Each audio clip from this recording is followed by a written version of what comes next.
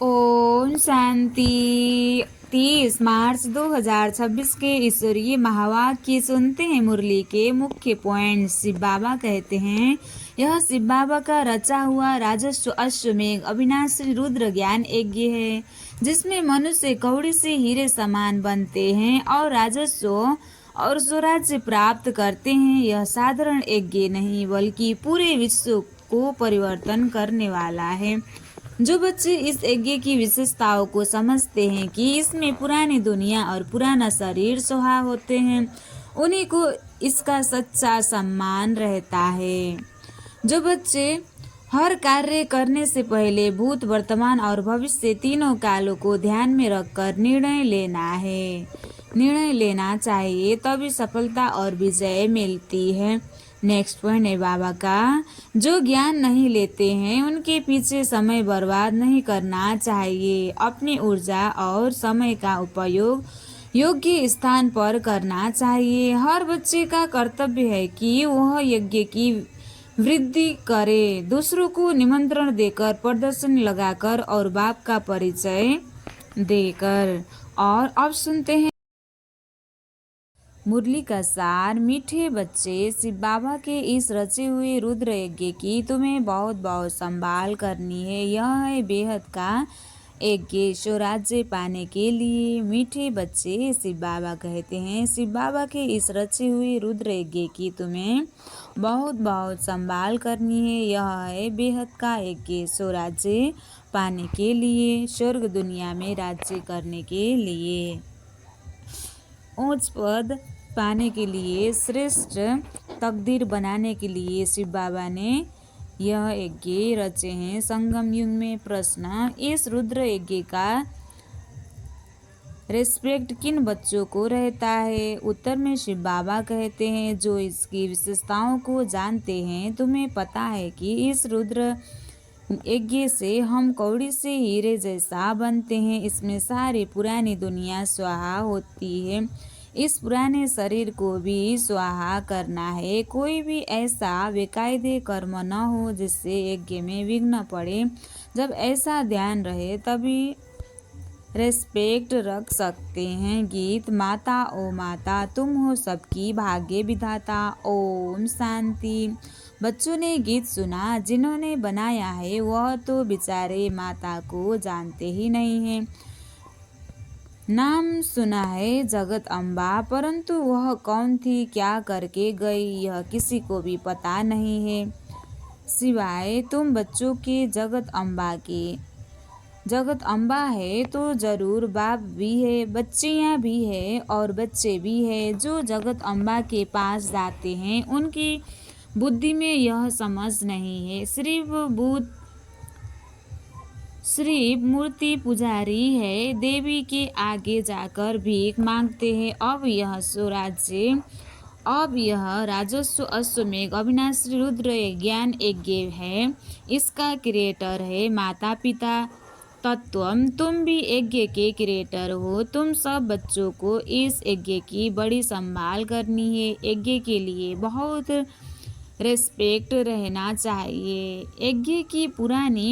यज्ञ की पूरी संभाल की जाती है। यह है हेड ऑफिस और भी ब्रांचेज है। मम्मा बाबा और तुम बच्चे अपना भविष्य हीरे जैसा बना रहे हो। इस यज्ञ के द्वारा तो ऐसे यज्ञ की कितनी संभाल और इज्जत रखनी चाहिए, कितना लव होना चाहिए। यह हमारी मम्मा जगत अम्बा का यज्ञ है।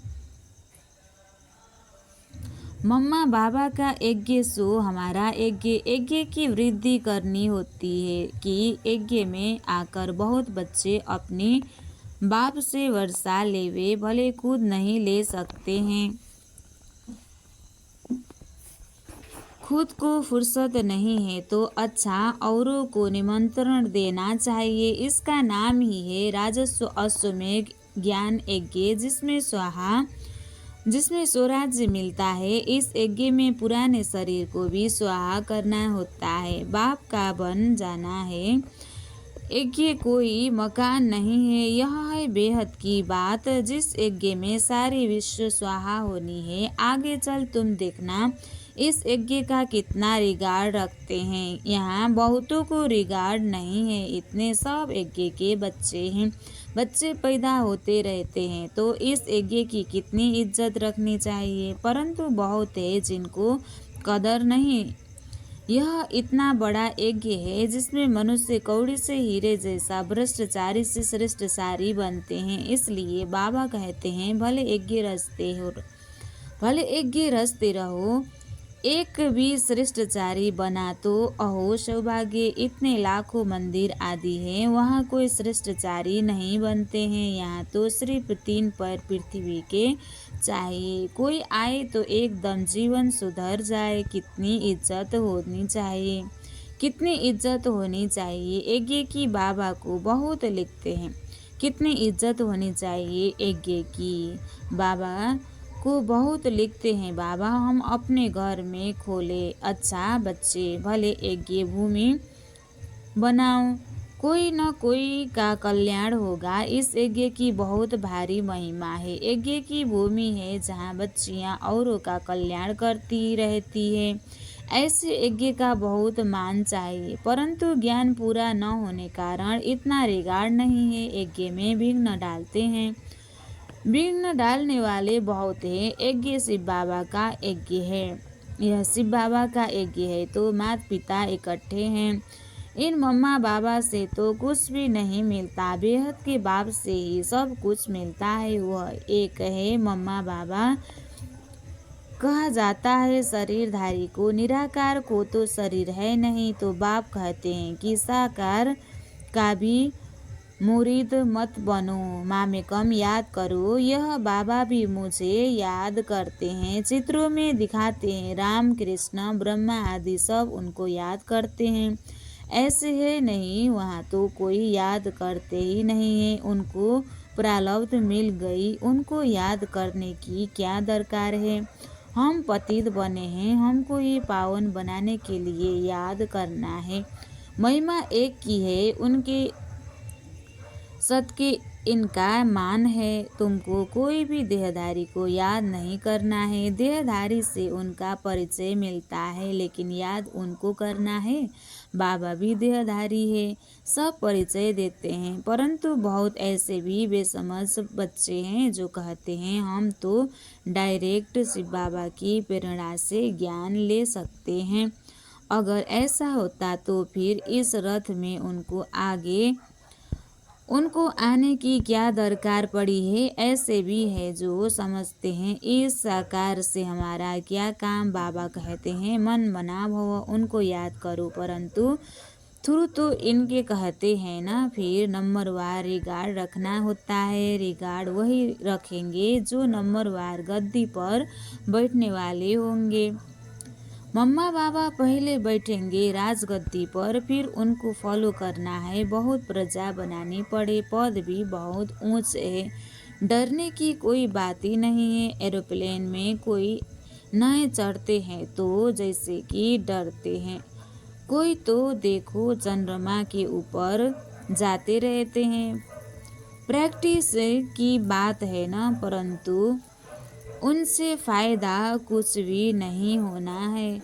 यह तुम जानते हो। वह समझते हैं कि मून के ऊपर भी राजधानी बनाएंगे, परंतु यह कुछ भी होना नहीं है। डरना फल है, परंतु यह कुछ भी होना नहीं है। डाउनफॉल है ना, डाउनफॉल और राइज को भी बच्चे समझते हैं। चित्र भी है, यह लक्ष्मी नारायण राज्य करते थे।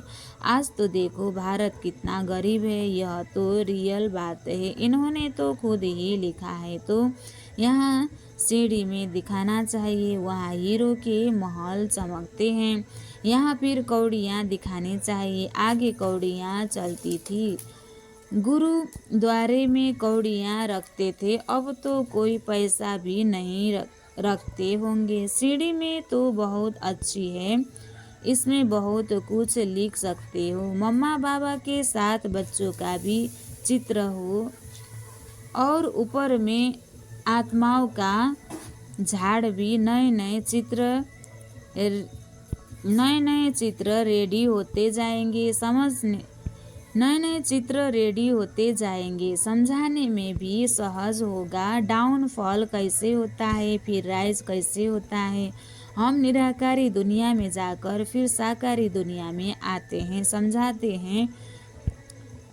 समझाने में बड़ा सहज है, समझते नहीं है तो समझा जाता है। तकदीर में नहीं, ड्रामा को साक्षी हो देखा जाता है। बच्चों को यज्ञ की बहुत रिस्पेक्ट होनी चाहिए। यज्ञ का एक पैसा भी बिगर पूछे उठाना हुआ, माता पिता की छुट्टी बिगर किसी को देना, यह महान पाप है। तुम तो बच्चे हो,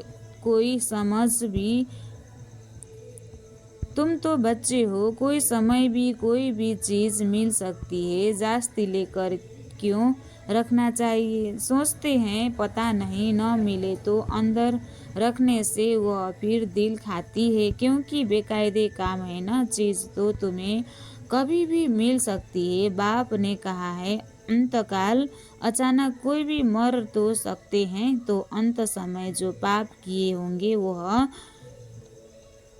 कीचड़ पट्टी सब सामने आएगी। इसलिए बाबा हमेशा समझाते हैं अंदर में कोई दुविधा नहीं रहनी चाहिए। दिल साफ होगी तो अंत घड़ी कुछ भी सामने नहीं आएगा।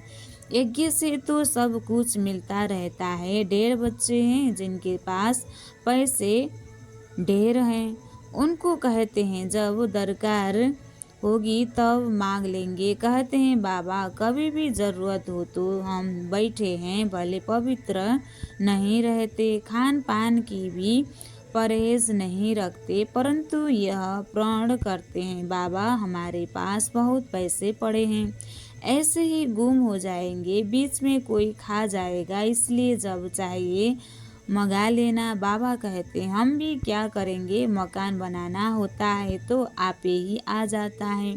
तो ढेर बच्चे बैठे हैं अपने घर में, तो ऐसे बच्चे भी ऊंच पद पा लेते हैं। प्रजा में भी कोई कम पद नहीं है, राजाओं से भी कोई साहूकार बहुत धनवान होते हैं। इसलिए अंदर कोई ऐसा ख्याल नहीं करना चाहिए, अंदर ऐसा ख्याल नहीं करना है। तुम्हारा अंजाम है बाबा, आप जो खिलाएंगे फिर भी उस पर नहीं चलते हैं तो दुर्गति हो जाती है। बाबा आए हैं सद्गति देने, अगर उच्च पद नहीं पाएंगे तो दुर्गति कहेंगे ना। वहाँ भी बहुत साहूकार, कोई कम पद कोई ऊंच पद वाले तो है ना। बच्चों को सिरमत पर पुरुषार्थ करना है, अपने मत पर चलने से अपने को धोखा देते हैं। यह शिव बाबा का रचा हुआ ज्ञान यज्ञ है, इसका नाम ही है राजस्व अश्वमेघ अविनाशी रुद्र ज्ञान यज्ञ। शिव बाबा आकर स्वराज से अधिकारी बनाते हैं। किसी की तकदीर में नहीं है, नाम वाला नहीं होना है तो मुख से अच्छी अच्छी पॉइंट्स नहीं निकलती है। किसी को समझाते नहीं है तो कहेंगे नाम निकलने में अभी देरी है, जिस कारण समझाते समय मुख्य पॉइंट भूल जाती है। यह भी समझाना चाहिए, यह राजस्व अश्वमेघ अविनाशी रुद्र ज्ञान यज्ञ है। स्वराज्य पाने के लिए बोर्ड पर भी लिख सकते हो, इस यज्ञ में पुरानी दुनिया सब स्वाहा हो जाती है, जिसके लिए यह महाभारत लड़ाई खड़ी हुई है। विनाश के पहले यह स्वराज्य पद लेना हो तो आकर लो। बोर्ड पर तो बहुत कुछ लिख सकते हो, एम ऑब्जेक्ट भी आ जाए। नीचे लिखना चाहिए स्वराज्य पद मिलता है, जितना हो सके क्लियर लिखत होनी चाहिए, जो कोई भी पढ़ने से समझ जाए। बाबा डायरेक्शन देते हैं, ऐसे बोर्ड बनाओ, यह अक्षर जरूर लिखो, आगे चल इस यज्ञ का प्रभाव बहुत निकलेगा, तूफान तो बहुत आएंगे। कहते हैं सच की नाव हिले डुले लेकिन डूबे नहीं। क्षीर सागर तरफ जाना है तो विषय सागर तरफ दिल नहीं रहनी चाहिए। जो ज्ञान नहीं लेते उनके पिछाड़ी पढ़कर अपना टाइम वेस्ट नहीं करना है। समझानी तो बहुत सहज है। तुम ही पूज्य देवी देवता थे, अब पुजारी बने हो। फिर बाबा कहते हैं माँ कम याद करो तो खुद निकल जाएगी। शिव बाबा कहते हैं माँ में कम याद करो। शिव बाबा को जितना याद करेंगे उतना खाद निकलेगी, तुम्हारे पाप भस्म हो जाएंगे और कोई उपाय नहीं है। आत्मा की खिया उतरेगी, यही सच्चा उपाय है। परंतु योग में रहते नहीं है तो देह अभिमान बहुत आता है। देह अभिमान जब मिटे तब योग में रह सकते हैं, फिर कर्मातीत अवस्था हो जाएगी। पिछाड़ी में कोई भी चीज़ याद नहीं आनी चाहिए। कोई बच्चों का कोई चीज़ में इतना मोह पड़ जाता है जो बात मत पूछो। शिव बाबा को कभी याद नहीं करते हैं। ऐसे बाप को पतंजलि याद करना है, याद करते रहना है। कहा जाता है हाथ काटे दिल यार दे, ऐसे बहुत मुश्किल किसी को याद रहता है। चलन से ही पता पड़ जाता है, यज्ञ का रिगार्ड नहीं रहता। इस यज्ञ की बड़ी संभाल रखनी चाहिए। संभाल की गोया बाबा को खुश किया। हर बात में संभाल चाहिए। गरीबों की पाई इस यज्ञ में आती है, जिससे वह पद्मपति बनते हैं। माताएं जिनके पास कुछ भी नहीं, 1-2 रुपया 8 आना यज्ञ में देती है, वह पद्मपति बन जाती है। वह पद्मपति बनती है। जितना भावना से देते हैं उतना उच्च पद के अधिकारी बनते हैं, क्योंकि बड़ी भावना से खुशी से लाती है। बाबा कहते हैं मैं हूँ ही गरीब निवास, तुम बच्चों के लिए ही आया हूँ। कोई 8 आना ले आते हैं, बाबा मकान में 1 ईंट लगा दो। कभी तो मुट्ठी अनाज भी ले आते हैं, उनका तो बहुत हो जाता है। कारण कण कण मुहर बराबर हो जाता है। ऐसे थोड़े ही कि तुमको गरीबों को बैठ दान देना है। गरीबों को तो वह लोग दान देते हैं। ऐसे तो दुनिया में ढेर गरीब हैं, सब आकर यहाँ बैठ जाए तो माथा ही खराब कर देवे। ऐसे तो बहुत कहते हैं हम यज्ञ में समर्पण हो, परंतु संभाल कर लेना होता है। ऐसा न हो यज्ञ में आकर उधम मचावे। यज्ञ में तो बहुत पुण्य आत्मा बनना चाहिए, बड़ी संभाल करनी चाहिए, रिगार्ड रखना चाहिए। यज्ञ के लिए जिस ईश्वरीय यज्ञ से हम अपना शरीर निर्वाह करते हैं, यज्ञ का पैसा किसी को देना बड़ा पाप है। यह पैसे है ही उनके लिए जो कौड़ी से हीरे जैसा बनते हैं, ईश्वरीय सर्विस में है। बाकी गरीबों आदि को देना यह दान पुण्य तो जन्म जन्मांतर करते आए, उतरते उतरते पाप आत्मा ही बनते गए। तुम बच्चे सबको बाप का परिचय देने के लिए छोटे छोटे गांव में भी प्रदर्शनी करते रहो। एक गरीब भी निकल आए तो वह भी अच्छा है, इसमें कोई खर्च तो है नहीं। लक्ष्मी नारायण ने यह राजाई पाई क्या? लक्ष्मी नारायण ने यह राजाई पाई क्या खर्चा किया? कुछ भी नहीं। विश्व की बादशाही पाने के लिए खर्च तो कुछ भी नहीं किया। वह लोग आपस में कितना लड़ते हैं, बारूद आदि पर कितना खर्च करते हैं, बम्स आदि बनाते हैं। यहाँ तो खर्चे की कोई बात ही नहीं।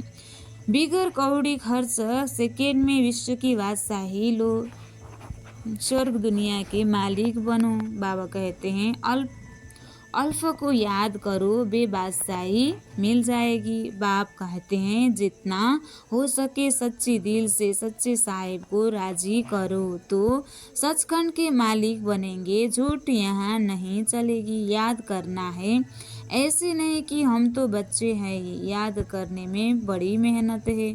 कोई विकर्म किया तो बड़े घोटाले में आ जाएंगे, बुद्धि ठहरेगी नहीं। बाबा तो अनुभवी है ना, बाबा बताते रहते हैं। कोई बच्चे अपने को मियाँ मिट्ठू समझते हैं, परंतु बाबा कहते हैं बहुत मेहनत है, माया बहुत विघ्न डालती है। अच्छा मीठी मीठी सिकलदे बच्चों प्रति माता पिता बाप दादा का याद प्यार और गुड मॉर्निंग। रूहानी बाप की रूहानी बच्चों को नमस्ते। हम रूहानी बच्चों की भी रूहानी बाप दादा को दिल से याद प्यार और गुड मॉर्निंग। नमस्ते बाप दादा, नमस्ते नमस्ते नमस्ते। धारणा के लिए मुख्य सार 1 नंबर, अपने इस रुद्र यज्ञ का बहुत रिस्पेक्ट रखना है। यज्ञ का वातावरण बहुत शुद्ध पावरफुल बनाने में सहयोगी बनना है, इसलिए इसकी प्यार से संभाल करनी है। दूसरा, अपने पास कुछ भी छिपा कर नहीं रखना है। दिल साफ हो तो मुराद हासिल। इस यज्ञ की कौड़ी कौड़ी अमूल्य है, इसलिए एक कौड़ी भी व्यर्थ नहीं गंवानी है। इसकी वृद्धि में सहयोग देना है। आज बाबा ने वरदान दिया है, तीनों कालों को सामने रख हर कार्य में सफल होने वाले सदा विजयी भव। तीनों कालों को सामने रख हर कार्य में सफल होने वाले सदा विजयी भव। लौकिक रीति में भी जो समझदार होते हैं वह आगे पीछे सोच समझ कर फिर कदम उठाते हैं, ऐसे यहाँ भी आप बच्चे जब कोई कार्य करते हो तो पहले तीनों कालों को सामने रख कर फिर करो। सिर्फ वर्तमान को नहीं देखो, बेहद की समझ धारण करो और विजयीपन के निश्चय के आधार पर व त्रिकालदर्शीपन के आधार पर हर कर्म करो व हर बोल बोलो, तब कहेंगे अलौकिक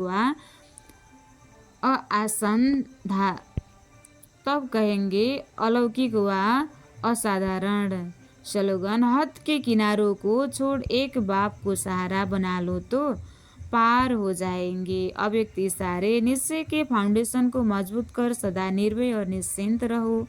कोई बच्चे समझते हैं मैं स्वयं को जानता हूँ कि मैं ठीक हूँ, दूसरे नहीं जानते हैं व दूसरे नहीं पहचानते, आखिर पहचान ही लेवे व आगे चलकर देखना क्या होता है।